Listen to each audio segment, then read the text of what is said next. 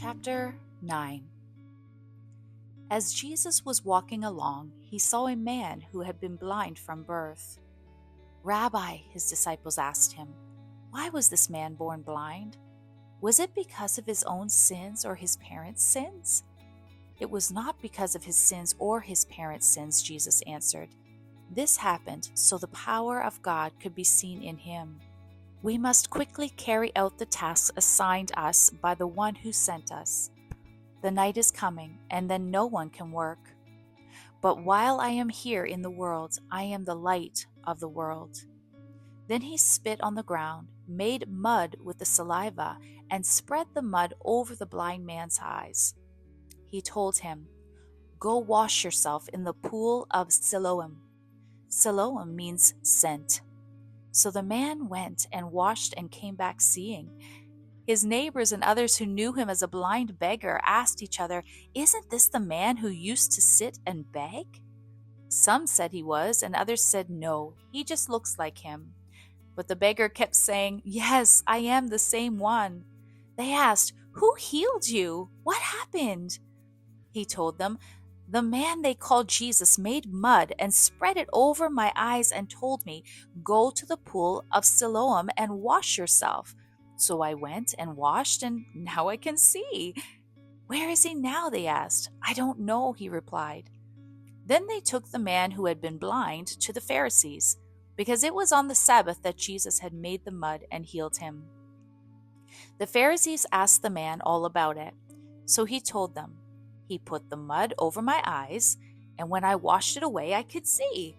Some of the Pharisees said, "This man Jesus is not from God, for he is working on the Sabbath." Others said, "But how could an ordinary sinner do such a miraculous signs?" So there was a deep division of opinion among them. Then the Pharisees again questioned the man who had been blind and demanded, "What's your opinion about this man who healed you?" The man replied, "I think he must be a prophet."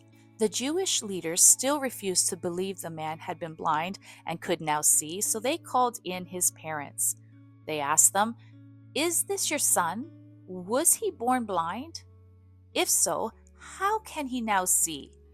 His parents replied, "We know this is our son and that he was born blind, but we don't know how he can see or who healed him.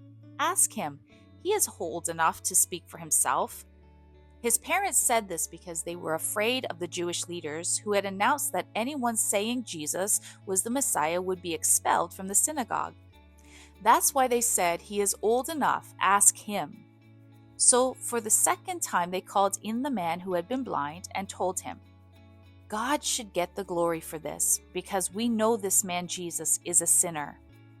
"I don't know whether he is a sinner," the man replied, "but I know this, I was blind, and now I can see." "But what did he do?" they asked. "How did he heal you?" "Look," the man exclaimed, "I told you once. Didn't you listen? Why do you want to hear it again? Do you want to become his disciples too?" Then they cursed him and said, "You are his disciple, but we are disciples of Moses. We know God spoke to Moses, but we don't even know where this man comes from." "Why, that's very strange," the man replied. "He healed my eyes, and yet you don't know where he comes from?" "We know that God doesn't listen to sinners, but he is ready to hear those who worship him and do his will.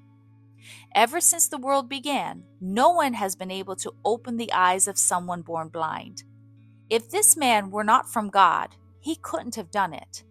"You were born a total sinner," they answered. "Are you trying to teach us?" And they threw him out of the synagogue. When Jesus heard what had happened, he found the man and asked, "Do you believe in the Son of Man?" The man answered, "Who is he, sir? I want to believe in him." "You have seen him," Jesus said, "and he is speaking to you." "Yes, Lord, I believe," the man said, and he worshipped Jesus. Then Jesus told him, "I entered this world to render judgment, to give sight to the blind, and to show those who think they see that they are blind." Some Pharisees who were standing nearby heard him and asked, "Are you saying we're blind?" If you were blind, you wouldn't be guilty, Jesus replied. But you remain guilty because you claim you can see.